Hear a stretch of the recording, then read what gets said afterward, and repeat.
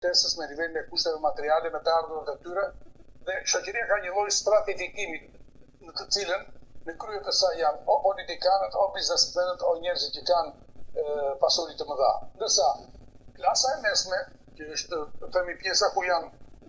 intelektualët, profesionistët, njerëzit e dijes, ata që duhet kenë atë lloj pushteti, ndihen në një lloj inferioriteti dhe kjo ka bërë që të kultivohet një lloj indiference, një lloj adoptueshmërie me këtë realitet. Dhe po të vini re, njerëzit e dijes, profesorët, të botës akademike, sociologët, filozofët, politologët, dhe shumë figurat e tjera omnipotente, që i duhen kësaj shoqërie kanë filluar të tërhiqen, të ndjejnë veten të vetmjaftueshëm, të jenë të kënaqur në atë botën e tyre, duke ulur kontributet publike. Dhe kjo ka bërë që në ristratifikimin e shoqërisë, elita intelektuale e shoqërisë të mos jetë në rolin e dur, në funksionet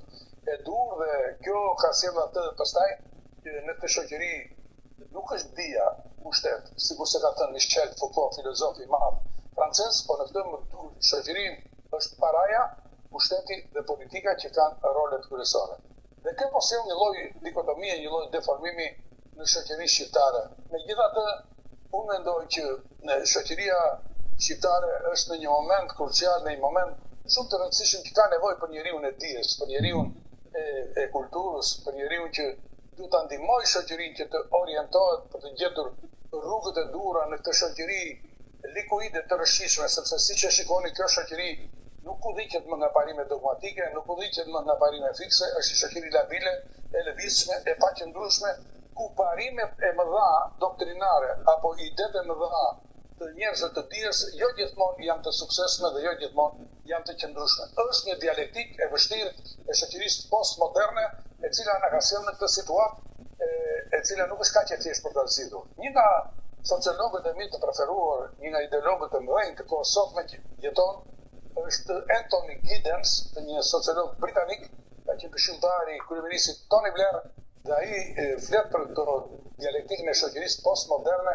si një shoqëri e lëvizshme, po kështu edhe filozofi tjetër, sociologu tjetër polak, Zygmunt Bauman, flet për këtë shoqëri që është e paqëndrueshme, likuide,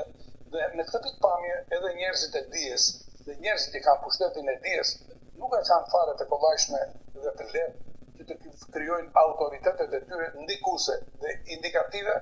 mbi shoqërinë në këtë moment.